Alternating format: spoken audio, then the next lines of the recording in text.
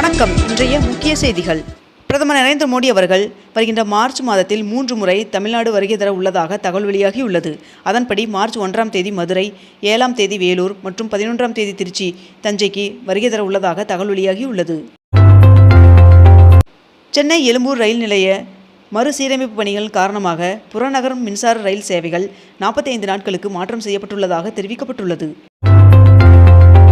முதலமைச்சர் மு க ஸ்டாலின் அவர்களின் தலைமையில் நடைபெற்ற தமிழ்நாடு உலக சுற்றுலா உச்சி மாநாடு 2026 மூலம் கிடைத்த பெரும் முதலீட்டு வாய்ப்புகளை விரைவாக செயல்படுத்தவும், முதலீட்டாளர்களுக்கு முழுமையான ஆதரவை வழங்கவும் சுற்றுலா செயல்முறை மையம் அமைக்கப்பட்டுள்ளது. தமிழகத்தில் காலியாகும் 6 மாநிலங்களவை இடங்களுக்கான தேர்தல் வருகின்ற மார்ச் 16ஆம் தேதி நடைபெற உள்ளதாக தெரிவிக்கப்பட்டுள்ளது. பிப்ரவரி 23ஆம் தேதி முதல் மார்ச் 8ஆம் தேதி வரை வெல்லும் தமிழ் பெண்கள் என்னும் தலைப்பில் வீடு வீடாக பரப்புரை செய்ய வேண்டும் என்று திமுக நிர்வாகிகளுக்கு முதலமைச்சர் மு க ஸ்டாலின் அவர்கள் அறிவுறுத்தியுள்ளார். தமிழகத்தில் 62 மாற்றுத்திறனாளி விளையாட்டு வீரர்கள் உள்ளிட்ட 178 விளையாட்டு வீரர்களுக்கு பணி நியமன ஆணைகளை முதலமைச்சர் மு க ஸ்டாலின் அவர்கள் வழங்கினார்.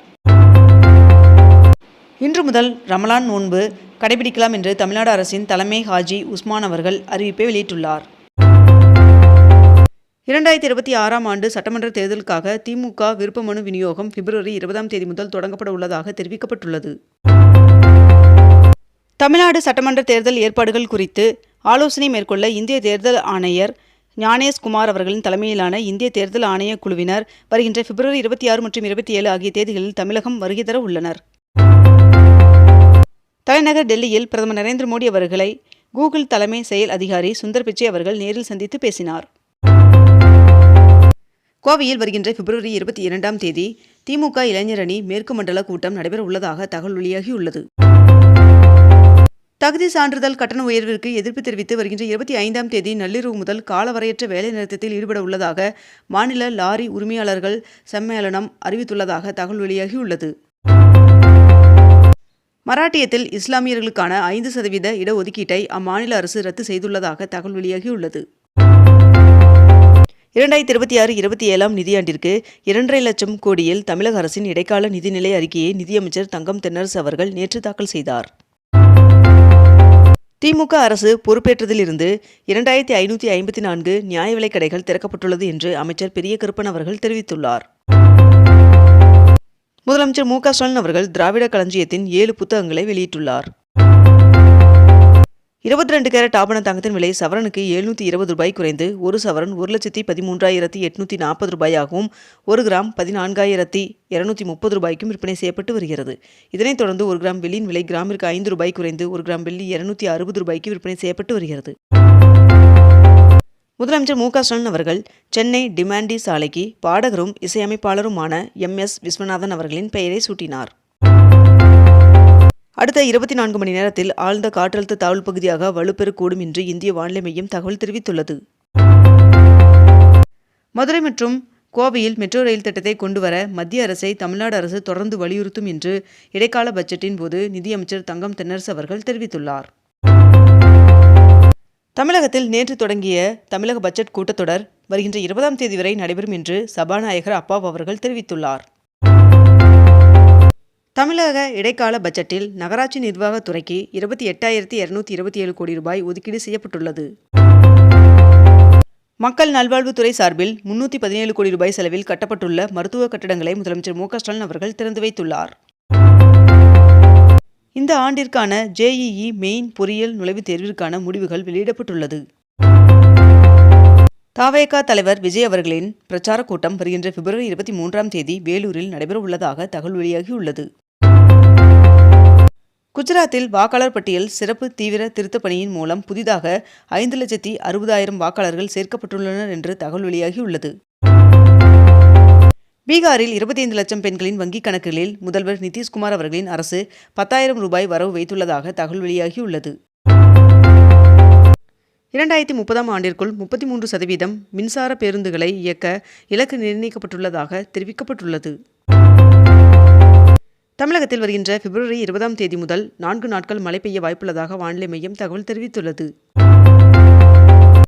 வேலூர் தந்தை பெரியார் அரசு பொறியியல் கல்லூரியில் 7,56 லட்சம் ரூபாயில் செலவில் கட்டப்பட்ட புதிய கட்டடங்களை முதலமைச்சர் மு க ஸ்டாலின் அவர்கள் காணொலி மூலம் திறந்து வைத்தார். ஆட்சேபணையற்ற அரசு புறம்போக்கு நிலங்களில் வசிக்கும் 77,800 பேருக்கு வீட்டுமனை பட்டா வழங்கப்பட்டுள்ளதாக அமைச்சர் தங்கம் தென்னரசு அவர்கள் தெரிவித்துள்ளார். சென்னை தலைமை செயலகத்தில் வேளாண்மை உழவர் நலத்துறையின் சார்பில் 16 உழவர் அங்காடிகளை முதலமைச்சர் மு.க.ஸ்டாலின் அவர்கள் திறந்து வைத்தார். தமிழ்நாடு இடைக்கால பட்ஜெட்டில் அரசு ஊழியர்களின் ஓய்வூதிய திட்டத்திற்கு 11,000 கோடி ரூபாய் ஒதுக்கீடு செய்யப்படுவதாக அறிவிக்கப்பட்டுள்ளது. சென்னையில் போக்குவரத்து கட்டமைப்பை மேம்படுத்த 2ஆம் கட்ட மெட்ரோ ரயில் திட்டத்திற்கு 63,246 கோடி ரூபாய் நிதி ஒதுக்கீடு செய்யப்பட்டுள்ளதாக நிதி அமைச்சர் தங்கம் தென்னரசு அவர்கள் தெரிவித்துள்ளார். பழம்பெரும் நடிகை எம்.என். ராஜம் அவர்களுக்கும் இயக்குனர் எஸ்.பி. முத்துராமன் அவர்களுக்கும் கலைத்துறை வித்தகர் விருதை முதலமைச்சர் மு.க.ஸ்டாலின் அவர்கள் வழங்கினார். மருத்துவத்துறைக்கு 22,090 கோடி ரூபாயும், நகராட்சி நிர்வாகத்துறைக்கு 28,227 கோடி ரூபாயும் ஒதுக்கீடு செய்யப்பட்டுள்ளதாக அமைச்சர் தங்கம் தென்னரசு அவர்கள் தெரிவித்துள்ளார். சென்னை உட்பட 20 மாவட்டங்களில் அமைக்கப்பட்டுள்ள 105 விழுதுகள் ஒருங்கிணைந்த சேவை மையங்களை முதலமைச்சர் மு.க.ஸ்டாலின் அவர்கள் திறந்து வைத்தார். 2026-27 நிதியாண்டில் வேளாண் துறைக்கு 47,000 கோடி ரூபாய் நிதி ஒதுக்கீடு செய்யப்பட்டுள்ளதாக தெரிவிக்கப்பட்டுள்ளது. தூத்துக்குடியில் 5,200 கோடி ரூபாய் மதிப்பில் புதிய கப்பல் கட்டும் தளம் அமைக்கப்படும் என்று அமைச்சர் தங்கம் தென்னரசு அவர்கள் அறிவித்துள்ளார். உயர்கல்வித்துறைக்கு 8,505 கோடி ரூபாய் நிதி ஒதுக்கீடு செய்யப்படுகிறது என்று அமைச்சர் தங்கம் தென்னரசு அவர்கள் இடைக்கால பட்ஜெட்டில் இன்று தெரிவித்துள்ளார். இடைக்கால பட்ஜெட்டில் மருத்துவம் மற்றும் மக்கள் நல்வாழ்வுத்துறைக்கு 22,000 கோடி ரூபாய் ஒதுக்கீடு செய்யப்பட்டுள்ளதாக தெரிவிக்கப்பட்டுள்ளது. இலங்கை தமிழர்களுக்கு 630 கோடியில் 10,469 புதிய வீடுகள் கட்டித்தரப்படும் என்று இடைக்கால பட்ஜெட்டில் தங்கம் தென்னரசு அவர்கள் அறிவித்துள்ளார்.